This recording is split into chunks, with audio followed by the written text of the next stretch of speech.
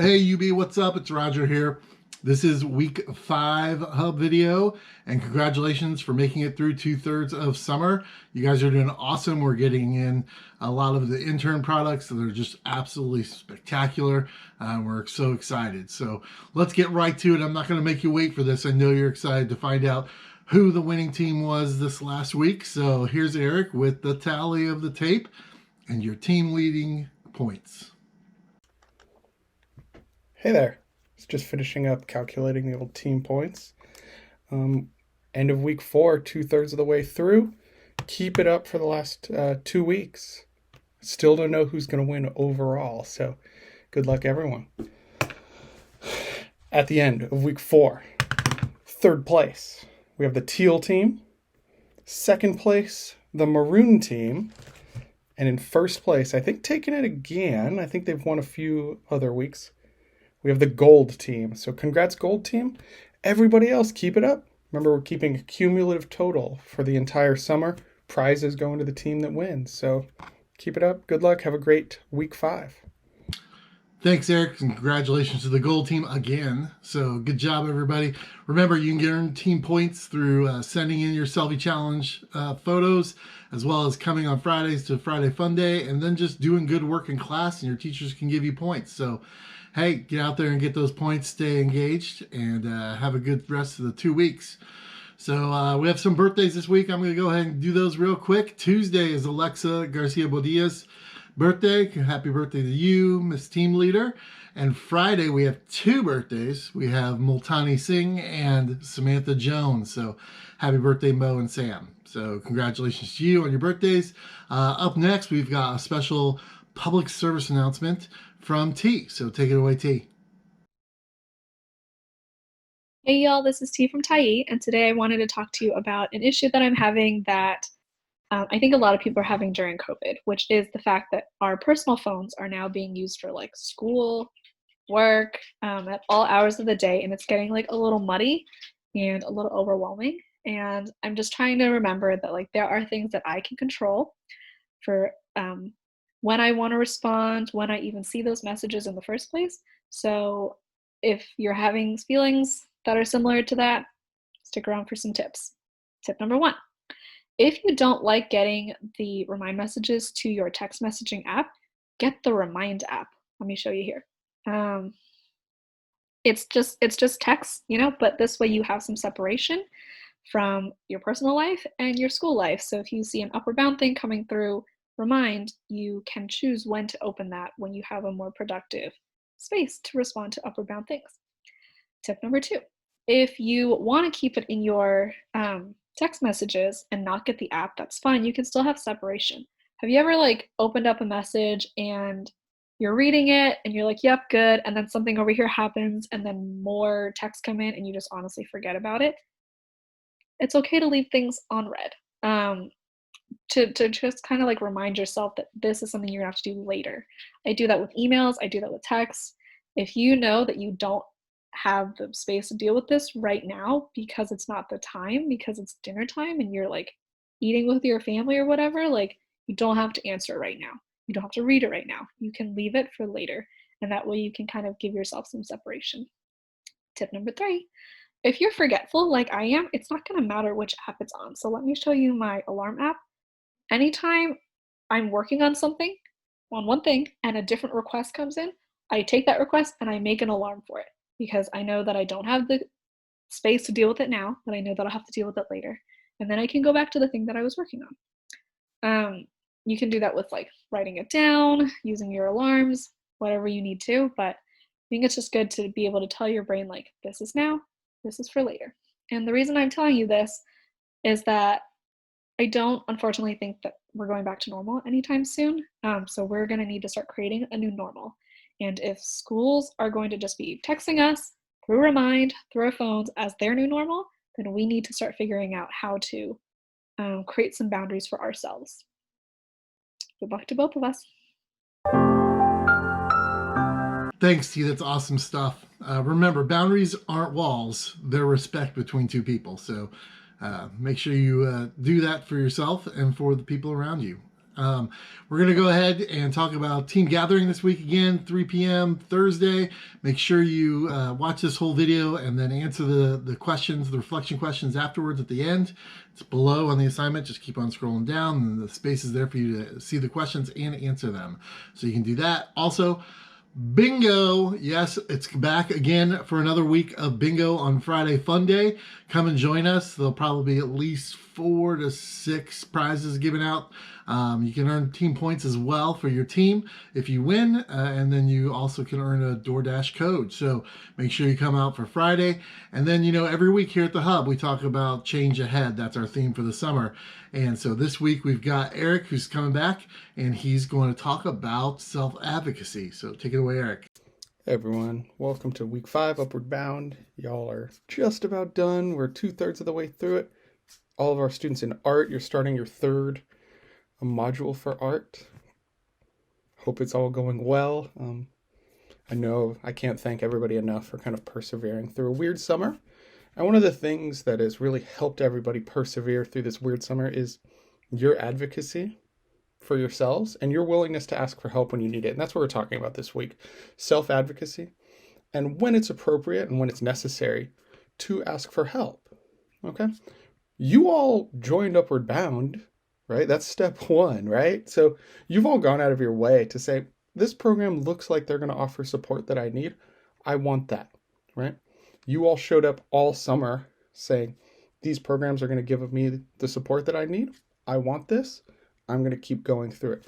That's what you have to keep doing. I can't stress enough kind of how weird next school year is going to be, right? In the fall, I still don't know what it's going to look like. I don't know if we're going to be in person. I don't know if we're going to be remote. I don't know if there's going to be an Upward Bound class during the school year or not. It's going to be weird. It's going to be strange, and we're going to have to adapt and change.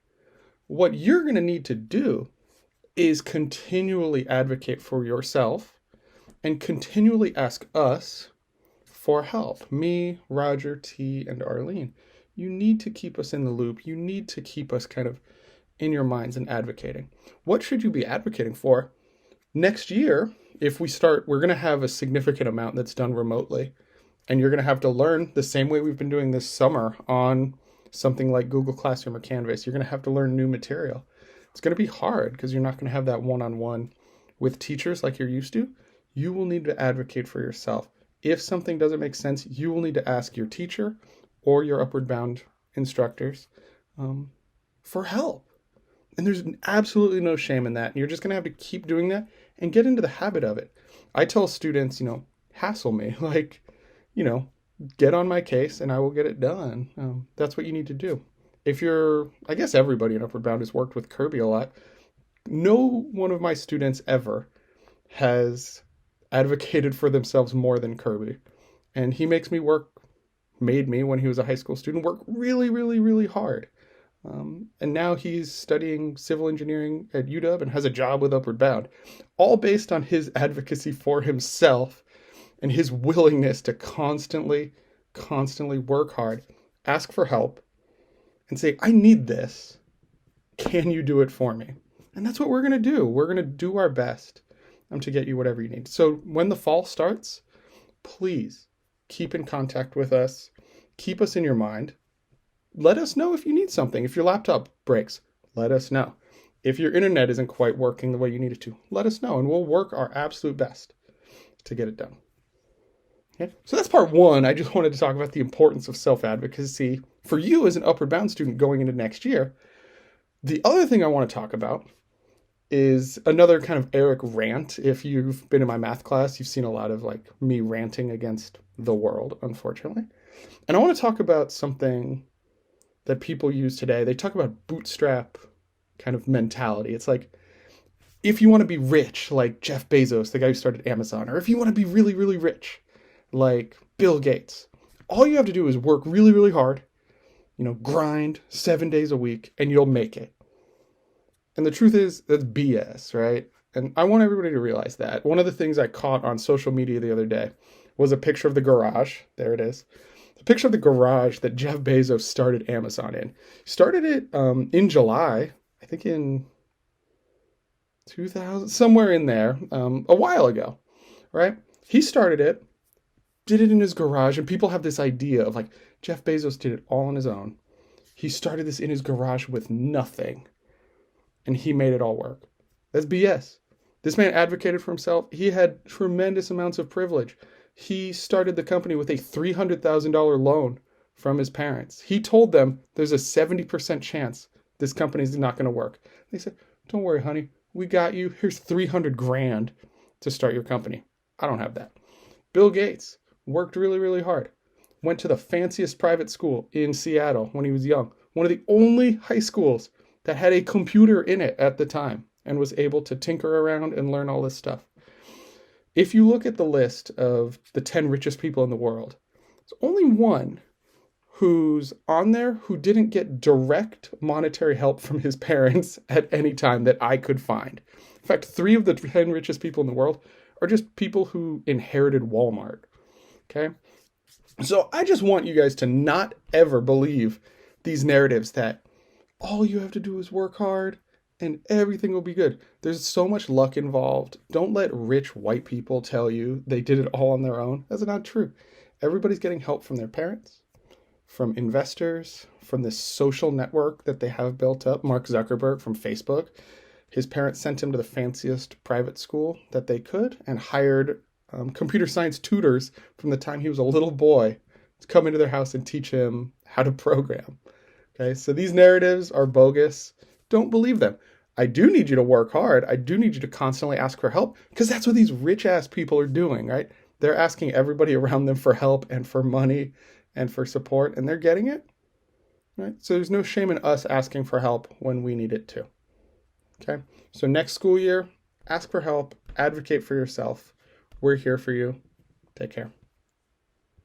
Thanks, Eric. Good stuff. Remember, answer those reflection questions at the bottom of this assignment, and come on Thursday to hang out with your team and talk about those issues and that theme. And that'll be an awesome time on Thursdays. It's here. It's time. It's time for the Selfie Slideshow. This week was hard work, and you all have been doing a ton of it. So let's see some of it in action.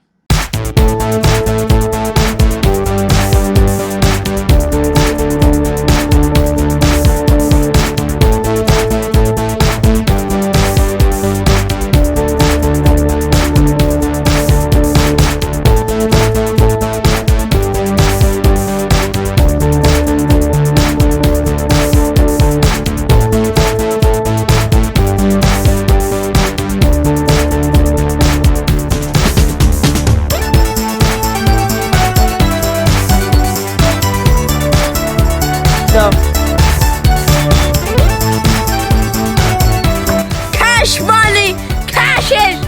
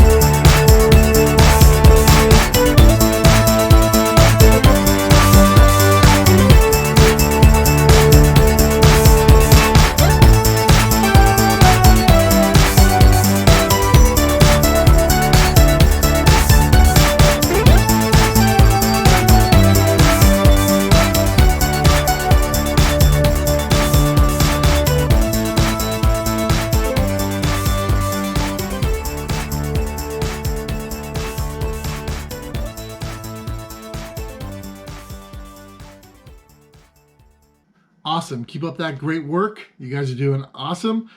This week's Selfie Challenge is the ever popular Twins Week. So dress like a twin, do something the same as somebody else. If you have a twin, you could just go ahead and do that. Take selfies of yourselves. That's easy. We got a couple of those circumstances going on, but you can take it with your friends. You can do it with your family members. You can do it with anybody you want. Call up a staff member, whatever. But get those selfie challenge photos in by Friday at midnight and become part of the video next week. That's it. It's Twins Week. Week 5. You got 2 more weeks left. You got this, UB. Remember, stay engaged and stay healthy.